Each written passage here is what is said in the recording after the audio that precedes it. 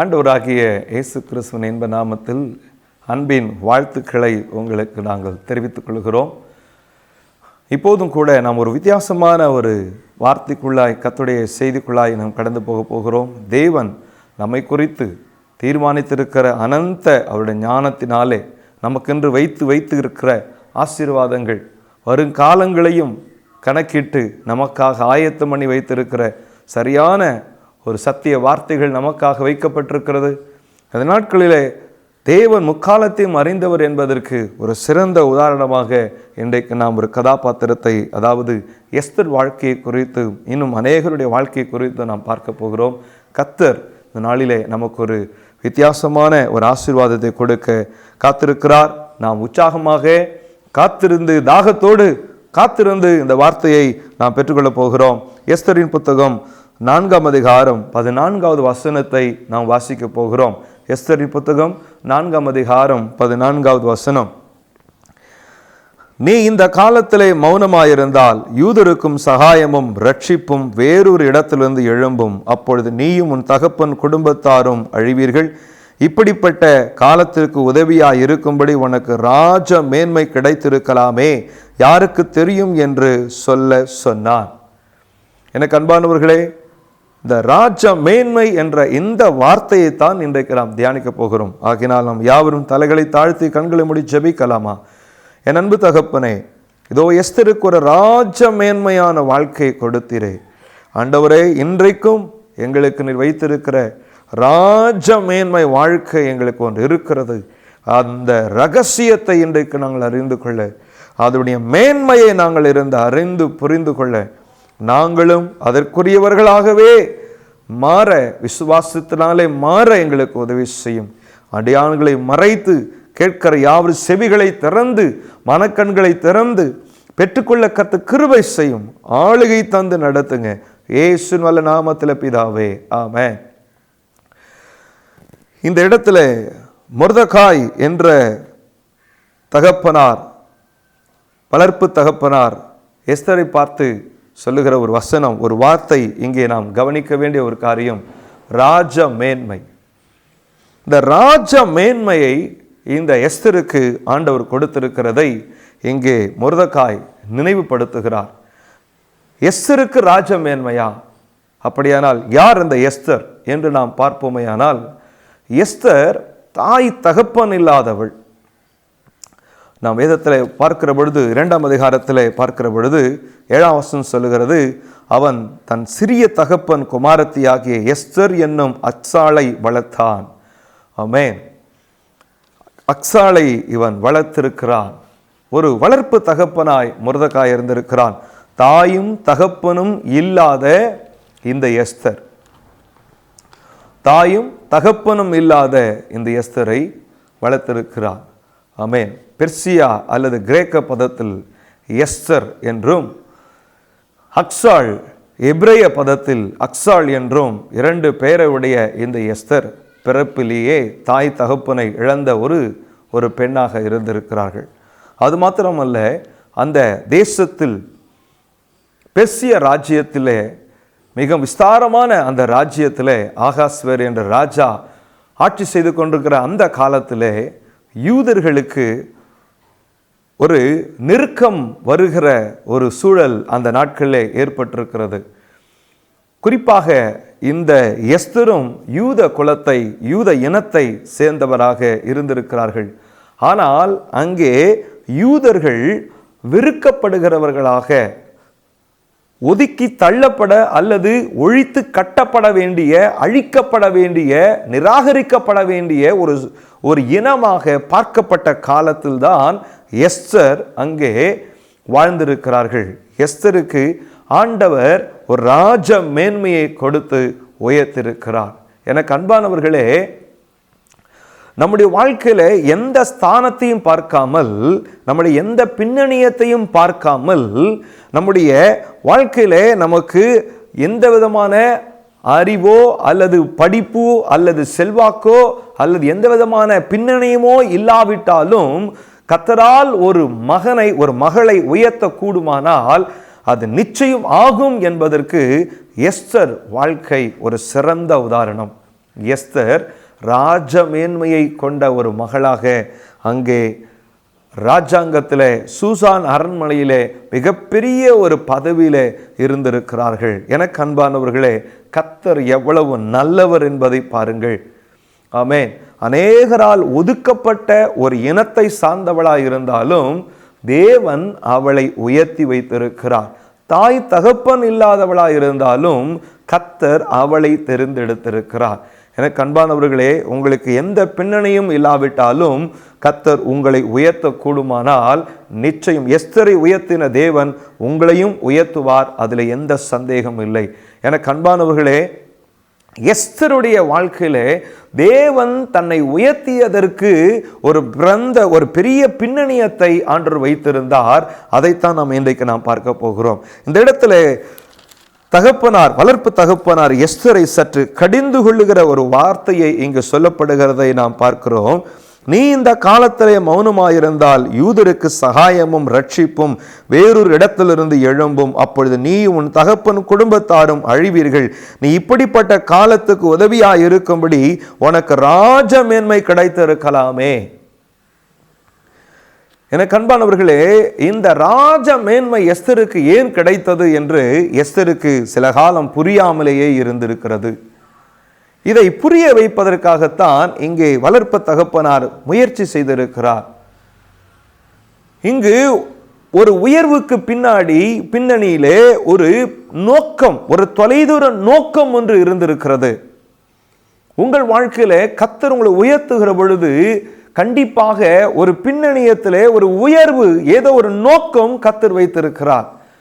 உங்கள் வாழ்க்கையில நீங்கள் ஒன்றும் இல்லாமல் இருக்கலாம், வாகனம் இல்லாமல் இருக்கலாம், வாகனத்தை கர்த்தர் உங்களுக்கு கொடுத்திருப்பார். வீடு இல்லாமல் இருந்திருக்கலாம், வீடு உங்களுக்கு கொடுத்திருப்பார்.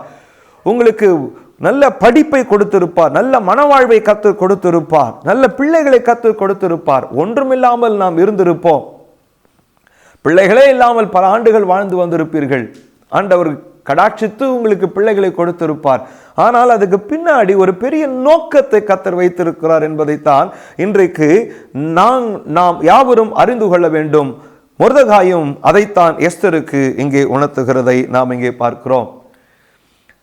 எனக்கு அன்பானவர்களே, இங்கே மொர்தெகாய் சொல்ல வருகிற நோக்கத்தை, காரியத்தை புரிந்து கொள்ள எஸ்தரால் முடியவில்லை. எஸ்தர் அங்கு அரண்மனையில் இருக்கிற சூழ்நிலையை மட்டுமே புரிந்து வைத்திருந்தாலே தவிர பின்னாளிலே யூதருக்கு பெரிய ஆபத்து வரப்போகிறது என்பதை எஸ்தரால் புரிந்து கொள்ள முடியவில்லை. ஆகையினால் தான் இங்கே மொர்தெகாய் சற்று கடினமாக கடிந்து கொள்ளுகிறதை நாம் இங்கே பார்க்கிறோம். எனக்கு அன்பானவர்களே, கர்த்தர் இங்கே ஒரு பெரிய திட்டத்திற்காகத்தான் எஸ்தரை ராஜாங்கத்திலே உயர்ந்த பதவியிலே கர்த்தர் வைத்திருந்தார். ஒரு நோக்கத்தோடு தான் வைத்திருந்தார். இங்கே மிகப்பெரிய ஒரு அழிவு வரப்போகிறது. எஸ்தர் இங்கே யூத குலத்திற்கு மிகப்பெரிய ஒரு அழிவு சந்திக்க போகிறது.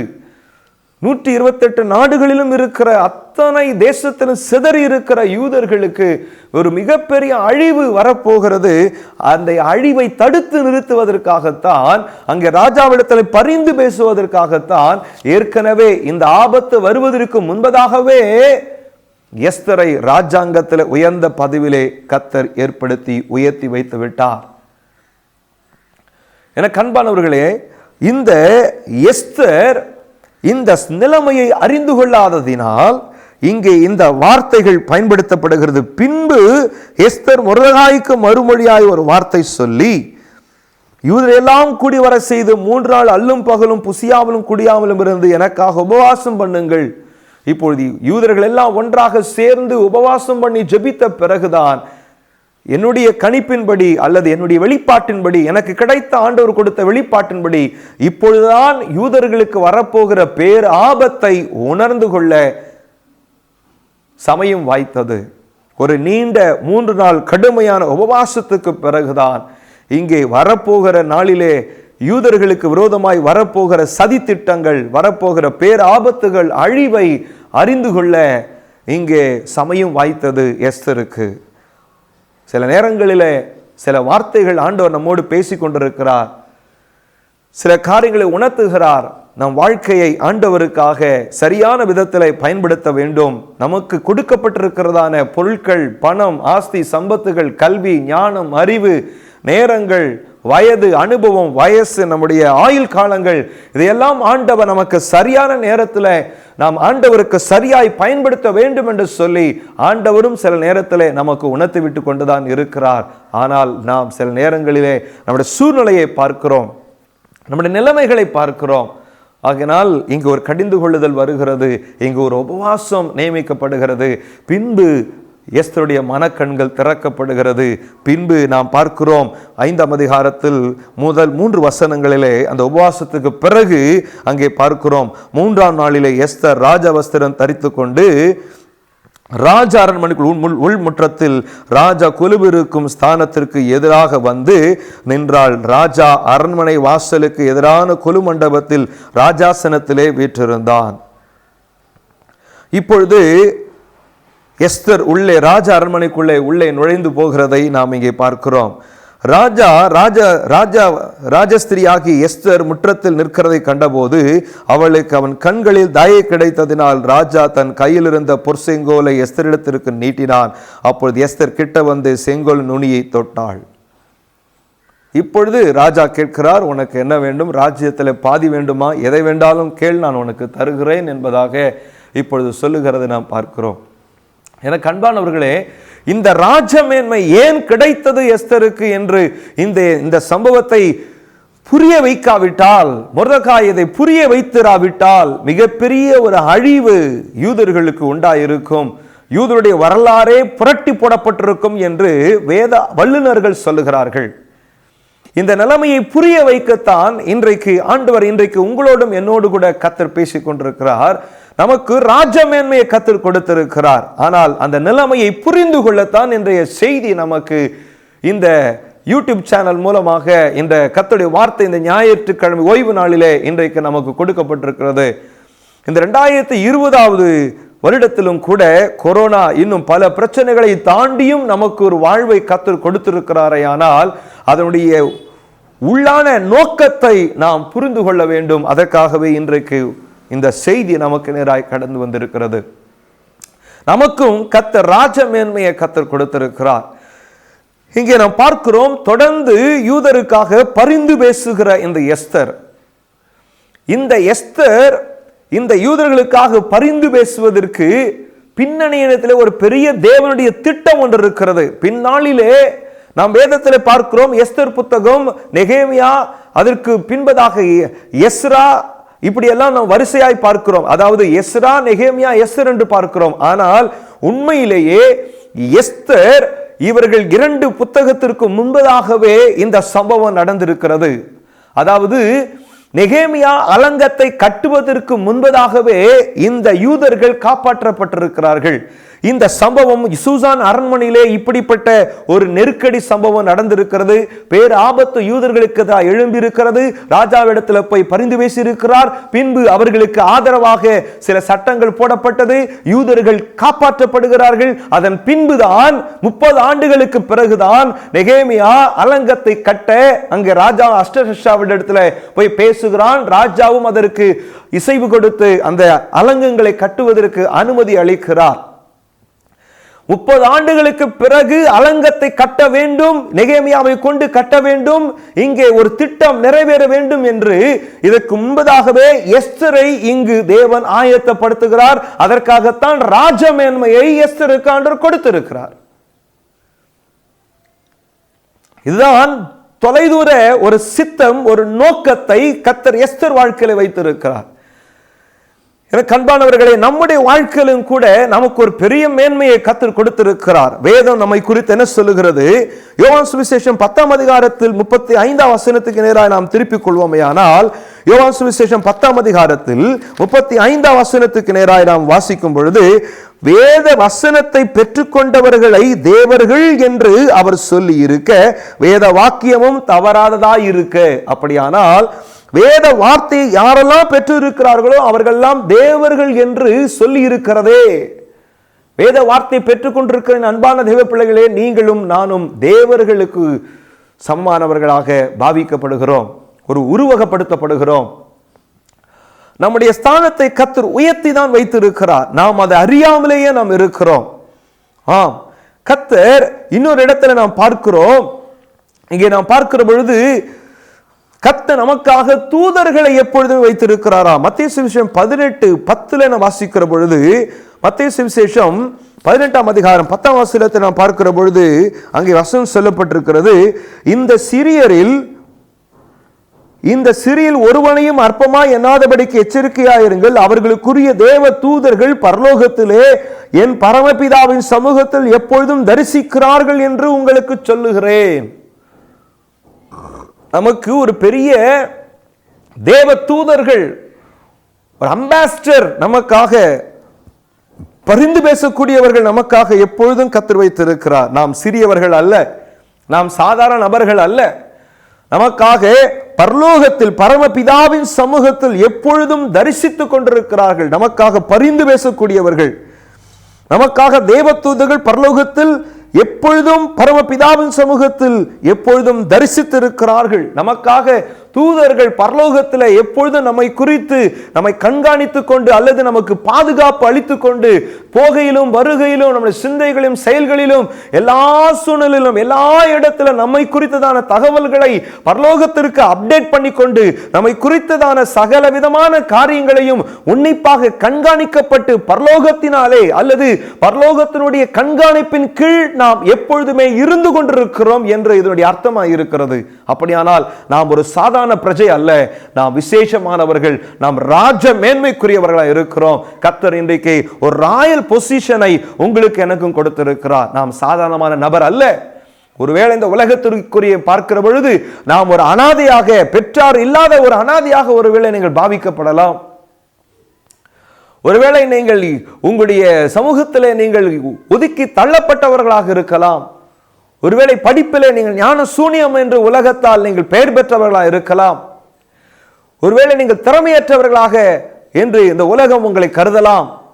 ஆனால் தேவன் ஒரு ஒதுக்கி தள்ளப்பட்ட, கொல்லப்பட வேண்டும் என்று நினைத்துக் கொண்டிருக்கிற அந்த யூத இனத்திலிருந்து ஒரு மகளை உயர்த்தி ராஜ மேன்மையை கர்த்தர் கொடுத்திருக்கிறார். இன்றைக்கு நாம் கவனிக்க வேண்டியது என்ன?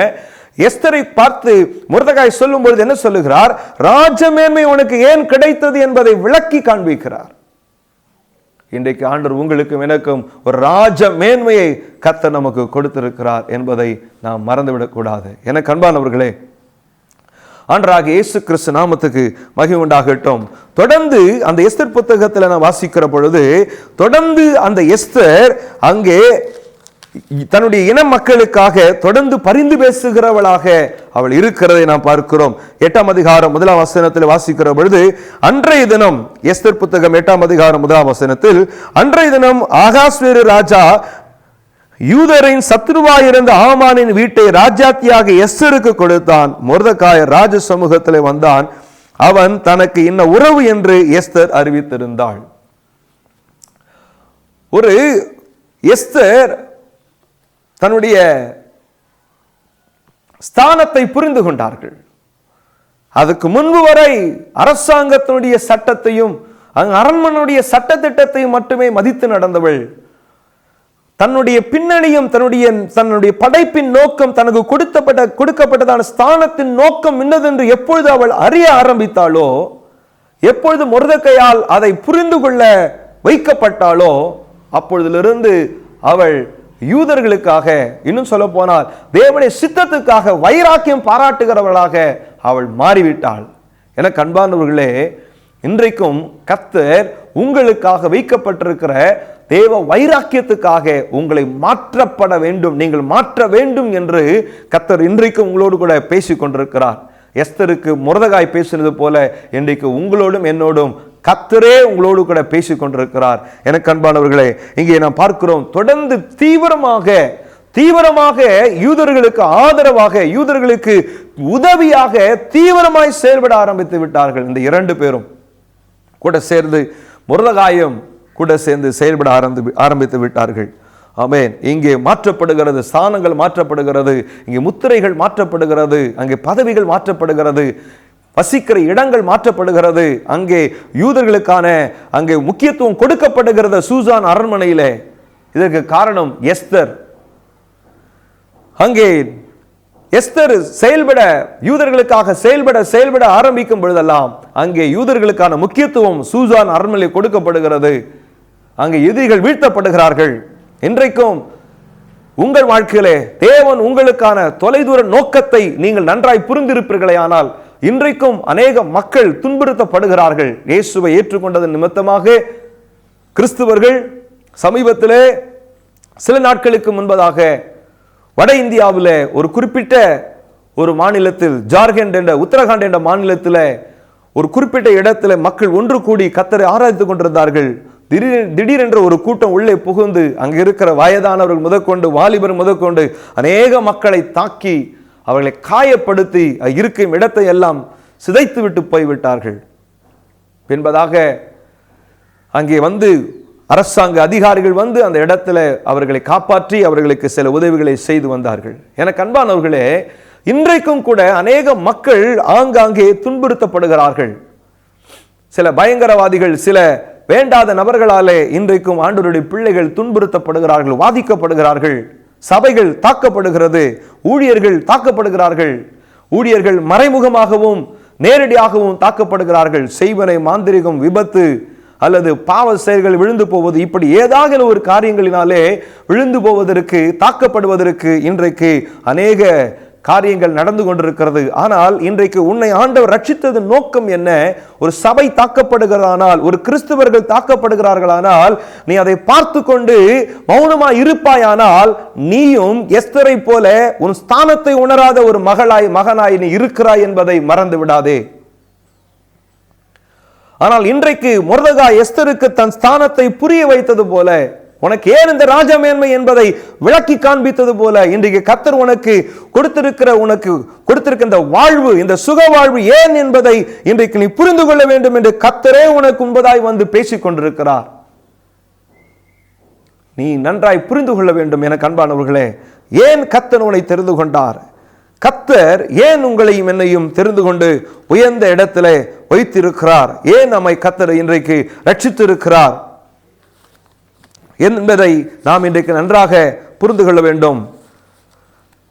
கர்த்தர் இந்த நாளிலே நாம் அநேக மக்களுக்காக ஜெபித்து தாங்குவதற்காக, சபையை கட்டி எழுப்புவதற்காக, விசுவாசிகளை உற்சாகப்படுத்துவதற்காக, உங்களிடத்தில் இருக்கிறதை அவர்களுக்கு நேரங்களை செலவிட்டு உங்களுடைய ஞானத்தை பயன்படுத்தி, உங்களுடைய அறிவை பயன்படுத்தி, அல்லது உங்களுக்கு கொடுக்கப்பட்ட வரங்களை பயன்படுத்தி இன்றைக்கு அநேக மக்களை கர்த்தரிடத்திலே பாவத்திலிருந்து, சாபத்திலிருந்து, நரகத்திலிருந்து மீட்டு கொண்டு வரத்தான் இன்றைக்கு ஆண்டவர் உங்களுக்கு கொடுத்திருக்கிறது ஒரு ராஜமேன்மை. நீங்கள் அபிஷேகம் பெற்றவர்களாக இருக்கலாம், நன்றாக படித்தவர்களாக இருக்கலாம், சுவிசேஷம் அறிவிக்க தெரிந்தவர்களாக இருக்கலாம், ஒரு சபையின் அங்கத்தினராக இருக்கலாம். ஏன் இந்த ராஜமேன்மையை கர்த்தர் உங்களுக்கு கொடுத்திருக்கிறார்? அநேகரை நரகத்திலிருந்து மீட்டுக் கொள்வதற்காக. அன்றைக்கு அநேக யூதர்கள் அழிக்கப்படுவதிலிருந்து மீட்கப்பட்டார்களே, அந்த ராஜ மேன்மைதான் அன்றைக்கு உபயோகமாக இருந்தது. அன்றைக்கு எஸ்தர் கொடுக்கப்பட்ட அந்த ராஜ மேன்மையை பயன்படுத்தினாள். இன்றைக்கு நீங்களும் நானும் அப்படியே பயன்படுத்த கர்த்தர் இன்றைக்கு உங்கள் உள்ளத்தில் கர்த்தர் பேசிக் கொண்டிருக்கிறார். இன்றைக்கு ஆண்டவர் உங்களுடைய ராஜ மேன்மையை, உங்களுக்கு கொடுக்கப்பட்ட பதவி, உங்களுக்கு கொடுக்கப்பட்ட சம்பாத்தியம், தொழில், பிசினஸ், உங்களுக்கு கொடுக்கப்பட்ட நல்ல ஞானம், அறிவு, மூளை, உங்களுக்கு கொடுக்கப்பட்ட நல்ல சரீரம், வயது, ஆயுள் காலங்கள், உங்களுக்கு கொடுக்கப்பட்ட நல்ல வாலிபங்கள், இவைகள் எல்லாவற்றையும் நீங்கள் ஆண்டவருக்காக செயல்படுத்தப்பட வேண்டும். அருமையான சாது சுந்தர் சிங் இளம் வயதிலேயே கர்த்தருடைய ஊழியத்துக்காக வந்தார். அங்கு வயது முதிர்ந்த ஒரு முனிவர் ஒருத்தர் இருந்தார். சாது சுந்தர் சிங்கை பார்த்து ஏளனமாக சொன்னார், எல்லாம் வயதான பிறகு எல்லாரும் சந்நியாசம் அப்படி இப்படி எல்லாம் போவார்கள், நீ என்ன சிறு வயதிலேயே நீ இயேசுவை அறிவிக்கிறாய் என்று சொல்லி காவி உடையை அணிந்து கொண்டு நீ இளம் வயதிலேயே, வாலிப வயதிலேயே இப்படி நீ ஊழியத்துக்கு வந்திருக்கிறாய் என்று சொல்லுகிறாயே என்று சொல்லி அந்த முதிர்ந்தவர் மிகவும் கேவலமாக, சற்று கிண்டலாக பேசியிருக்கிறார். அப்பொழுது அந்த சாது சுந்தரையா அவர்கள் ஒன்று செய்தார். தன்னிடத்தில் ஒரு பெரிய ஒரு பலாப்பழத்தை கொண்டு வந்து, அந்த பலாப்பழத்தில் உள்ள இருக்கிற அந்த பழத்தின் சுளையெல்லாம் தூக்கி வெளியே இருந்துவிட்டு மேலே இருக்கிற முள்ளான தோள்களை கொண்டு வந்து, அந்த தோலை கொண்டு வந்து அந்த முதியவரிடத்தில் இதை சாப்பிடும்படி அவரை கேட்டுக்கொண்டார். முதியவருக்கு வந்தது பாருங்கள் கோபம். எல்லாரும் உள்ள இருக்கிற சுளையை சாப்பிடுவார்கள், மேலே இருக்கிற தோலை எரிந்து விடுவார்கள். நீயோ தோலை சாப்பிட சொல்லுகிறாய், உள்ள இருக்கிற சுளையை எரிந்து விட்டாயே என்று சொல்லி கோபத்தோடு கடிந்து கொண்டாராம்.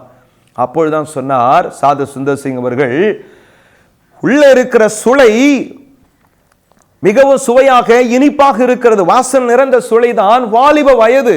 அதுதான் அதற்கு மேன்மையே, அதுதான் அதனுடைய முக்கியமே. அது இல்லாவிட்டால் அந்த பழத்துக்கு மதிப்பு இல்லை.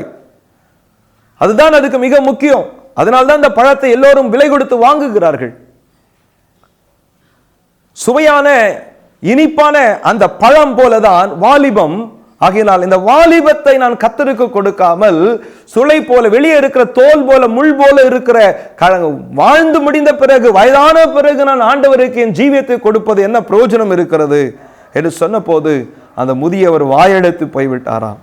எனக்கு அன்பானவர்களே, இன்றைக்கு கர்த்தர் உங்களுக்கு நல்ல ராஜ மேன்மையை கர்த்தர் கொடுத்திருக்கிறார், நல்ல வயதை கொடுத்திருக்கிறார், நல்ல கல்வி ஞானத்தை கொடுத்திருக்கிறார், நல்ல பலனை, சரீரத்தில் நல்ல பலனை கொடுத்திருக்கிறார், நல்ல சம்பாத்தியத்தை கொடுத்திருக்கிறார், தொழிலை கொடுத்திருக்கிறார், நல்ல உறவுகளை கொடுத்திருக்கிறார், நல்ல மனைவியை கணவனை கொடுத்திருக்கிறார், நல்ல பிள்ளைகளை கொடுத்திருக்கிறார், நல்ல வீட்டை கொடுத்திருக்கிறார், நல்ல பிசினஸ் உங்க கையில கொடுத்திருக்கிறார். உங்களுக்கு என்ன இருக்கிறதோ அதுதான் ராஜமேன்மை.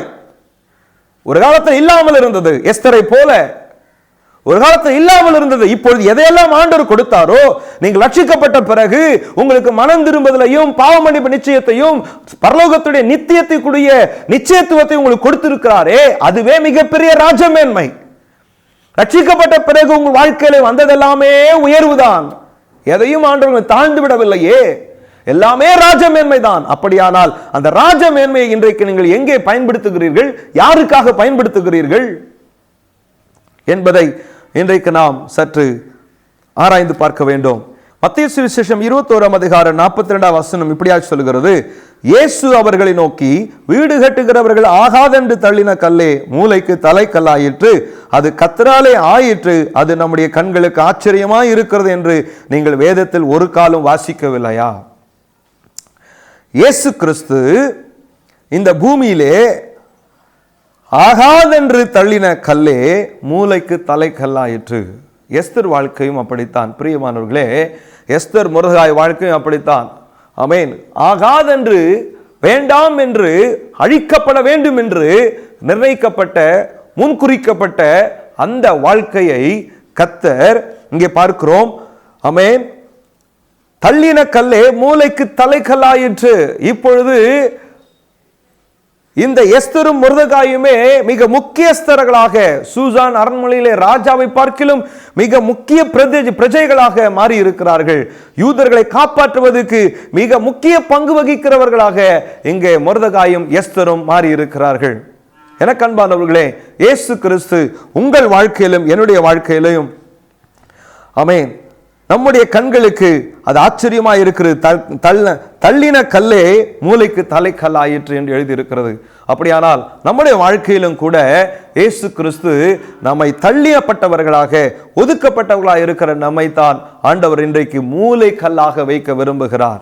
ஆமென். இயேசு கிறிஸ்து செய்த, இயேசு கிறிஸ்து வாழ்க்கையில நடந்ததும் அதுதான். ஆமென். ஆகாதென்று தள்ளப்பட்டவர் தான் அவர், ஆகாதவர் என்று அவர் தள்ளப்பட்டவர் தான். அதே யூத குலத்தில் பிறந்தவர் தான் இயேசு. ஆமென். அன்றைக்கு யூதர்கள் அழிக்கப்பட்டிருப்பார்களானால் வரலாறே புரட்டி போடப்பட்டிருக்க வேண்டும். ஆனால் பின்னொரு காலத்தில் இயேசு கிறிஸ்து அதே குலத்தில் பிறக்க வேண்டும் என்பதை தேவன் ஏற்கனவே முன் குறித்திருந்தபடினால்தான் எஸ்தருக்கு அந்த ராஜ மேன்மையை கர்த்தர் கொடுத்திருக்கிறார். இன்றைக்கும் கூட கர்த்தர் உங்களுக்கு கொடுத்திருக்கிற ஸ்தானத்தை, பதவியையும், வயதையும், அனுபவத்தையும் கர்த்தருக்காக நீங்கள் பயன்படுத்துவீர்களானால் வருங்காலங்களிலே தேவன் அன்றைக்கு ஒரு பெரிய திட்டத்தை எஸ்தர் வாழ்க்கையில் வைத்திருந்தது போல, அது பின்னாளிலே உலகம் அறிந்து கொண்டது போல, உங்களை குறித்ததான திட்டங்கள் ஒருவேளை இன்றைக்கு நீங்கள் அறிய முடியாவிட்டாலும் வருங்காலங்களிலே கர்த்தர் உங்களுக்கு அறிய வைப்பார். இந்த உலகமும் அதை அறிந்து கொள்ள, உங்களை குறித்த திட்டத்தை அறிந்து கொள்ள கர்த்தரே அதை செய்து முடிப்பார். எனக்கு அன்பானவர்களே, கர்த்தர் இன்றைக்கும் உங்களோடு கூட இருக்கிறார். தேவன் கொடுத்திருக்கிற ராஜ மேன்மையை, தேவன் கொடுத்திருக்கிற ஸ்தானத்தை, தேவன் கொடுத்திருக்கிறதான உன்னதமான அந்த ஸ்தானத்தை நீங்கள் கர்த்தருக்காக பயன்படுத்த நீங்கள் முற்பட வேண்டும் என்று கர்த்தர் விரும்புகிறார். ஒரு வசனத்தை நாம் வாசிக்கிறோம்.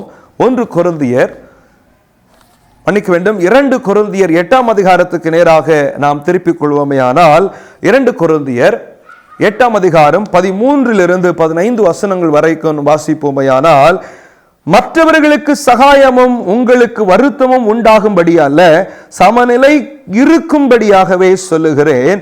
எப்படி எனில், மிகுதியாய் சேர்த்தவனுக்கு அதிகமானதும் இல்லை, கொஞ்சமாய் சேர்த்தவனுக்கு குறைவானதும் இல்லை என்று எழுதியிருக்கிற பிரகாரம் சமநிலை பிரமாணத்தின்படியே அவர்களுடைய செல்வம் உங்கள் வறுமைக்கு உதவும்படிக்கு இக்காலத்திலே உங்களுடைய செல்வம் அவருடைய வறுமைக்கு உதவுவதாக.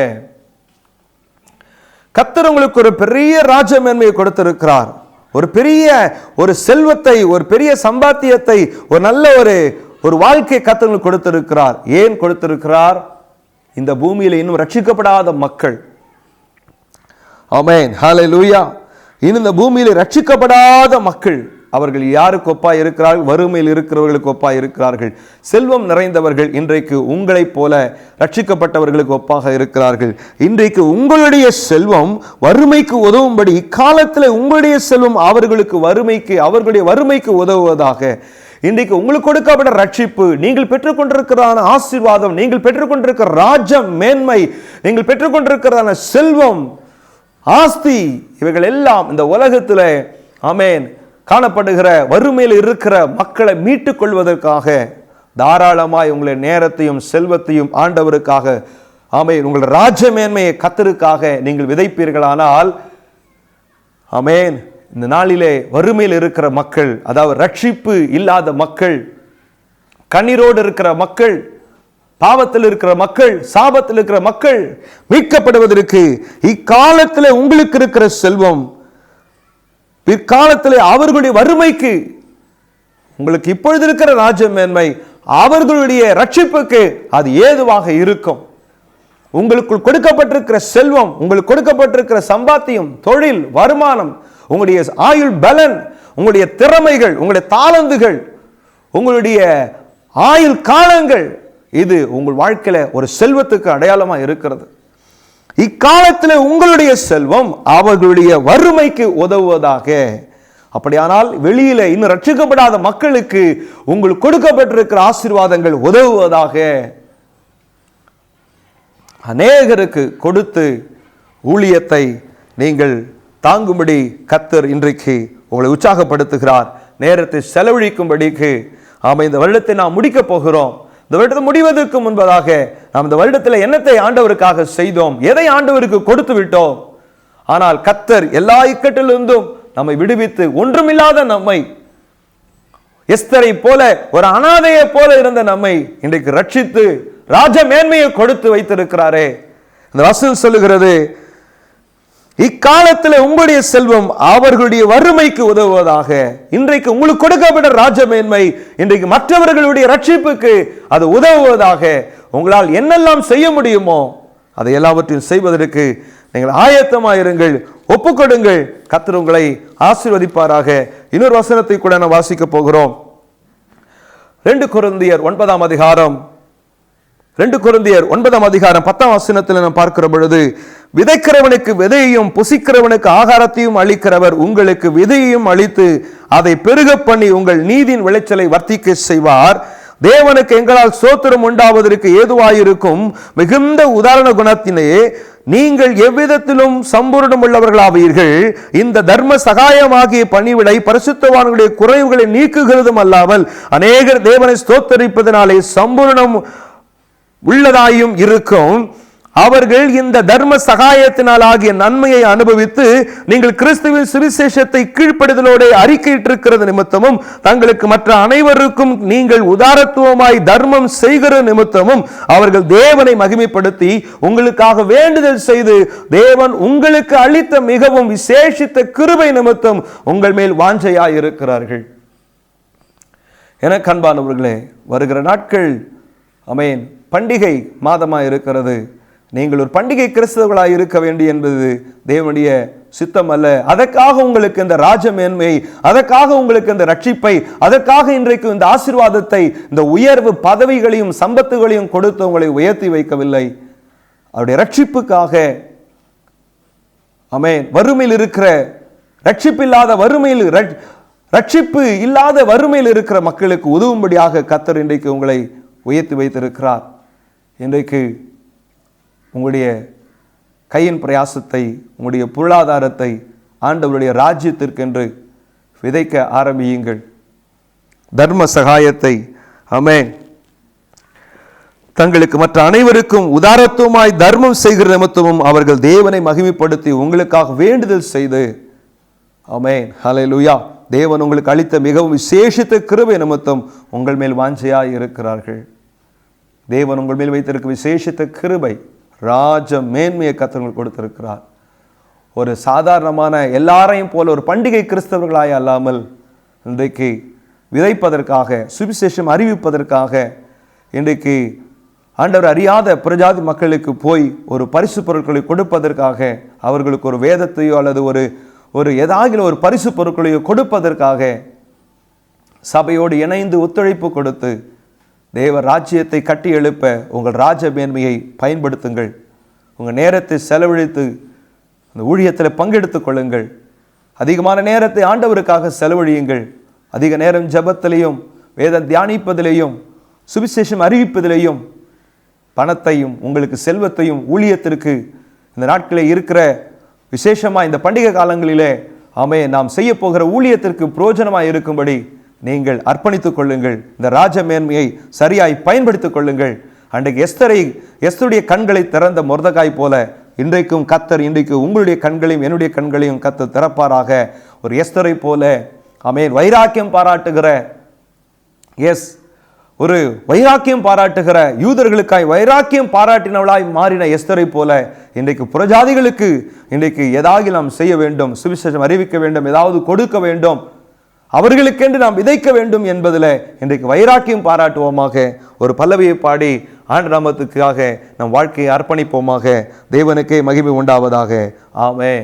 நாம் எல்லாரும் கண்களை மூடி இருக்கும் இடத்துல ஒரு பல்லவியை பாடி ஆண்டு நாமத்தை மையப்படுத்துவோமாக. ஆமென். Praise the Lord. ஆமென். அப்படியே நம் கண்களை மூடி இருக்கும் இடத்துல எல்லாரும் கண்களை ராஜ மேன்மை எதற்காக எஸ்தருக்கு கொடுத்தார் என்று உணர்ந்து கொள்ள ஒரு தருணத்தை கற்றுக் கொடுத்தது போல இன்றைக்கு ஒரு செய்தி மூலமாக ராஜ மேன்மையை நமக்கும் கொடுத்திருக்கிறார் என்பதை உணர வைத்த தேவனுக்கு மகிமை உண்டாகட்டும். இது பாடலாய் அல்ல, என் வாழ்க்கையாய் அர்ப்பணிப்பாக செயலாய் மாற ஒப்பு கொடுப்போமாக. Thank you Lord. இயேசுவே உம்மை போலாக வாஞ்சிக்குதே என் உள்ளம். இயேசுவே உம்மை போலாக வாஞ்சிக்குதே என் உள்ளம்.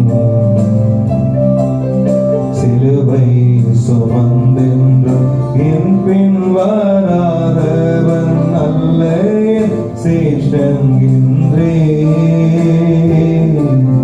சிலுவை சுமந்தென்றும் என் பின் வராதவன் அல்ல சேஷங்கின்றே.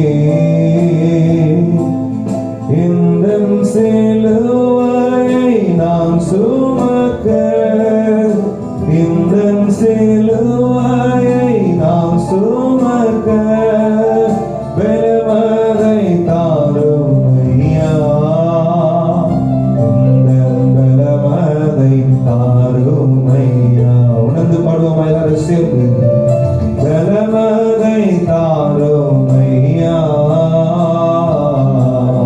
பலமதை தாரும் ஐயா. இயேசுவே உம்மை போலாக சேர்ந்து பாடுகிறோம். வாஞ்சிக்குதே என் உள்ளம். இயேசுவே உம்மை போலாக வாஞ்சிக்குதே என் உள்ளம். விழுகின்றீர்கள் ஆகாதத்துக்கு கலிடங்களே மூளைக்கு தலைகளாயிற்று, அதுவே கத்தராலே ஆயிற்று. அவருடைய கண்களுக்கு ஆச்சரியமாய் இருக்கிறது. புறந்தள்ளப்பட்டவர், புறக்கணிக்கப்பட்ட இயேசு மூளைகளாய் மனுகலத்துக்கு மாறினார். என்று சகோதரனே சகோதரியே, உன் வாழ்க்கை புறந்தள்ளப்பட்டிருக்கலாம், ஆனால் கர்த்தர் இன்னைக்கு ஒரு மனக்கண்களை திறந்திருக்கிறார். உனக்கு ராஜ்யம் என்னையை கர்த்தர் கொடுத்திருக்கிறார். மறந்து விடாதே. அவருக்காக நேரத்தை செலவிடு. அவருக்காக உன் வாலிபத்தையும் உன் வயதையும் ஆயுள் காலத்தையும் செலவிடு. அவருக்காக உன் அனுபவத்தையும் உன் அறிவையும் பயன்படுத்து. அவருக்காக உனக்குள்ள செல்வத்தையும் பயணத்தையும் இருக்கிற ஆஸ்திகளை பயன்படுத்து. கர்த்தர் உன்னோடு கூட இருக்கிறார். தலை சாய்க்க ஸ்தலம் இல்லை, தரணியில் உறவில்லை, நிலையில்லா பூவில் என்றே. தலை சாய்க்க ஸ்தலம் இல்லை, தரணியில் உறவில்லை, நிலையில்லா பூவில் என்றே. நானும் உம்மை போல் தியாகம் செய்ய, நானும் உம்மை போல் தியாகம் செய்ய பலமதை தாரும் ஐயா, பலமதை தாரும் ஐயா. சேர்ந்து சொல்வீங்களா? பலமதை தாரும் ஐயா, பலமதை தாரும் ஐயா. இயேசுவே உம்மை போலாக வாஞ்சிக்குதே என் உள்ளம். இயேசுவே உம்மை போலாக வாஞ்சிக்குதே என் உள்ளம். கர்த்தருக்கு மகிமை உண்டாகட்டும். அப்படியே அர்ப்பணித்து ஒப்புக் கொடுங்கள். அப்படியே ஆண்டவருக்கு வாழ்க்கை ஒப்புக் கொடுப்போமாக. இயேசு அன்றைக்கு அவன் தனக்கு கொடுத்த ஸ்தானத்தை அவருக்காகவே திரும்ப கொடுத்தார்.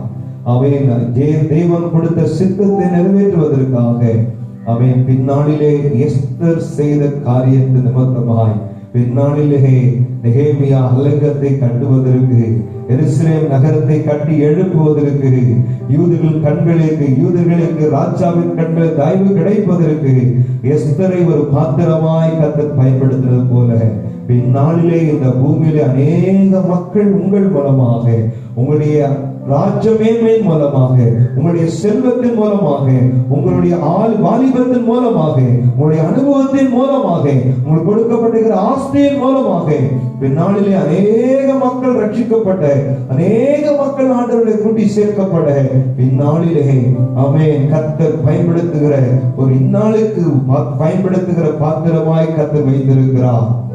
ஆமென், ஹல்லேலூயா. அவருடைய செல்வம் உங்கள் வறுமைக்கு உதவும்படிக்கு இக்காலத்திலே உங்களுடைய செல்வம் அவர்களுடைய வறுமைக்கு உதவுவதாக ஒப்பு கொடுப்போமாக. ஆமென். நம்முடைய செல்வத்தையும் நம்முடைய வாலிபத்தையும் நம்முடைய ஆயுள் காலங்களையும் நம்ம கொடுக்கப்பட்டதான தாளந்துகளையும் நம்ம கொடுக்கப்பட்ட கிருபா வரங்களையும் அவருக்காய் பயன்படுத்த அர்ப்பணிக்கிற தேவ பிள்ளையே, கர்த்தர் இன்றைக்கு உன்னோடு பேசுறது உண்மை. ஆண்டவர் தன் வாழ்க்கை முழுமையாய் அர்ப்பணித்த ஒரு சாது சிந்து சிங் இன்றைக்கும் பேசப்படுகிறார். அது நிமித்தமாக இன்றைக்கு திபெத்திய மலைப்பகுதிகளிலே எத்தனையோ புத்த இனத்தை சேர்ந்தவர்கள், மதத்தை சார்ந்தவர்கள் எத்தனையோ பேர் இயேசுவை தழுவுகிற, இயேசுவை பின்பற்றுகிறா. இன்றைக்கு லட்சக்கணக்கான மக்கள் இன்றைக்கு மாறுவதற்கு ஏதோ அன்றைக்கு ஒரு நாள்ல அவரை கர்த்தர் பயன்படுத்தினார். இன்றைக்கு கர்த்தர் உங்களை பயன்படுத்த வாஞ்சையா இருக்கிறார். பின்னாளில் ஒரு கூட்ட ஜனம் ஆண்டவரை அறிவதற்காக, பின்னாளில் ஒரு கூட்ட ஜனம் கர்த்தரை பின்பற்றிக் கொள்ள இன்றைக்கு கர்த்தர் உங்களை பயன்படுத்த விரும்புகிறார். கர்த்தருக்காக ஆமென் ராஜ்யமேன்மையை செலவழிப்போமாக. ஆமென். அர்ப்பணித்த பிள்ளைகளை கர்த்தர் ஆசீர்வதிப்பாராக. ஆண்டவரே, இந்த பாடல் மூலமாய், ஆண்டவருடைய செய்தியின் மூலமாய் எங்களோடு பேசின வார்த்தைக்காக உமக்கு நன்றி. எங்களை ஆளுகை செய்யும், எங்களை வெறுமையாக்குகிறோம், சுயங்கள் உடைக்கப்படட்டும். எஸ்தர் ஆண்டவரே கண் திறக்கப்படாததுக்கு முன்பதாக தன் சுற்றி இருக்கிற சூழலையே பார்த்து கொண்டிருந்தாள், அரசாங்கத்துடைய சட்டத்திட்டத்தையே பார்த்து கொண்டிருந்தாள். ஆனால் கண்கள் திறக்கப்பட்டது. ஒரு உபவாசத்துக்கு பிறகு தான் யார் என்பதை அறிந்து கொண்ட பிறகு அவன் எஸ்தருக்கு ஆண்டவரே யூதர்களுக்கு ஆதரவாகவே எஸ்தர் மாறி போனாள். இந்த செய்திக்கு பிறகும் கூட இன்றைக்கு ஆண்டவரே தன் நிலை என்று, தன் சூழ்நிலை என்று, தன்னுடைய சுயநலம் என்று வாழ்ந்து கொண்டிருக்கிற மக்கள் இந்த செய்திக்கு பிறகு ஆண்டவரே, அவர் யாரா இருந்தாலும், எந்த சபையை சார்ந்தவர்களா இருந்தாலும், எந்த ஆண்டவரே டினாமினேஷன் சார்ந்தவர்களா இருந்தாலும், ஆண்டவரே தன் நிலை என்று, தன் சூழ்நிலை என்று, தன்னுடைய ஆண்டவரே கஷ்டம் என்று சொல்லி தன்னுடைய ஆண்டவரே சூழலையே பார்த்து கொண்டிராமல் உமக்காக எழும்புகிற ஆண்டவரே எஸ்தரை போல மாறட்டும். ஆண்டவரே, ராஜ மேன்மை உணர்ந்து கொண்டு பின்னாளிலே இவர்களுக்கு பின்னணியத்திலே இவர்களை கொண்டு ஏதோ ஒரு திட்டத்தை கர்த்தர் வைத்திருக்கிறார் என்பதை அறிந்து கொள்ள கர்த்தர்களுக்கு உதவி செய்வீராக. ஆசீர்வதியும், கேட்ட யாவரையும், ஒப்பு கொடுத்த யாவரையும் ஆசீர்வதியும். இயேசுவின் நாமத்தில் பிதாவே, ஆமென், ஆமென்.